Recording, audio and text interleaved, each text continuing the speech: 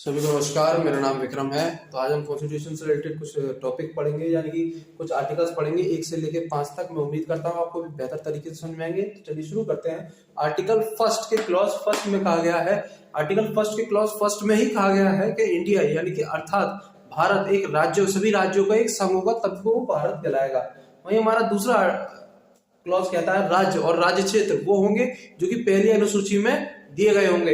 ये संयुक्त अमेंडमेंट 1956 के द्वारा कहा गया था। वहीं हमारे अन्य राज्य क्षेत्र जो कि अर्जित किए जाएंगे, यानी कि जो भी जीते जाएंगे किसी भी युद्ध में, किसी भी परिस्थिति में जीते जाएंगे, वो भी भारत में शामिल होंगे।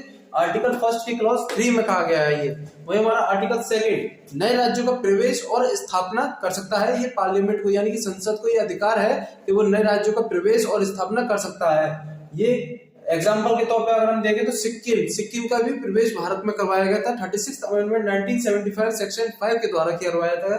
वही हमारा आर्टिकल 3 हमारा बताता है नए राज्य, यानी कि नए राज्यों का निर्माण और वर्तमान राज्य के क्षेत्रों या सीमाओं या नामों में परिवर्तन करके ये संसद को विधि द्वारा इसमें करवा सकता है। ये संसद जो है पार्लियामेंट बाय द एक विधि यानी बिल के द्वारा करवा सकता है। पार्लियामेंट को ये पावर है। वहीं आंध्र प्रदेश एग्जाम्पल के तौर पे देखें, आंध्र प्रदेश एक बड़ा क्षेत्र था जिसमें तेलंगाना के एक छोटे क्षेत्र को निकाला गया था 2014 में। इसके जो क्षेत्र है उसके परिवर्तन क्या है, ये नया राज्य बना है और वहीं इसके क्षेत्र में परिवर्तन हो गया है। तो ये एग्जाम्पल के तौर पे हम देख लेते हैं। वहीं बिहार से हमारा झारखंड निकला है, मध्य प्रदेश से हमारा छत्तीसगढ़ निकला है। ये जो राज्य अलग होते हैं वो किसकी डिमांड पर होते हैं, रीजनल डिमांड के ऊपर, एक कल्चर के ऊपर अलग हुए। आर्टिकल 4 2 और 3 यानी कि 2 में हमारा दे रखा है किसी भी नए राज्य का स्थापना या प्रवेश, स्थापना और प्रवेश। वहीं तीसरे में दे रखा है वर्तमान राज्य की सीमाओं या नामों में परिवर्तन करने वाली।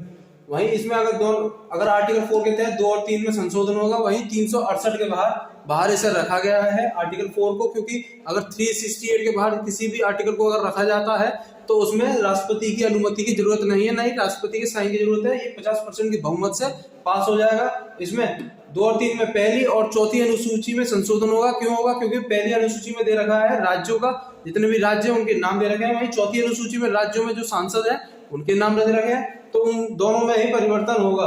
वहीं अगर हम देखें आर्टिकल 5 हमारे संविधान के प्रारंभ पर नागरिकता है, यानी कि जब संविधान लागू हुआ था उससे पहले किसी व्यक्ति को नागरिकता मिलती है या नहीं, तो हम देखेंगे कैसे मिलती है। अगर मिलती है तो पहले में देखेंगे भारत के किसी भी राज्य क्षेत्र में अगर कोई भी व्यक्ति जन्मा है तो वो भारत का नागरिक कहलाएगा। वहीं माता पिता में से अगर कोई भी भारत में नागरिक जन्मा है तो वो भी उसकी यानी कि उसकी जो जनरेशन होगी वो भी नागरिक कहलाएगी। वहीं अगर सी में क्लॉज में देखेंगे तो जो प्रारंभ से यानी कि संविधान जब लागू हुआ था उससे पहले से अगर वो भारत में रह रहा है, किसी भी मामूली तौर पर किसी भी क्षेत्र में रह रहा है, तो वो भी भारत का नागरिक होगा। अगर आपको हमारी ये वीडियोस पसंद आई हो तो लाइक शेयर और सब्सक्राइब करें, जिससे इससे रिलेटेड और भी आपको वीडियोस सबसे पहले मिल सके। तो मिलते हैं अपनी अगली वीडियो में।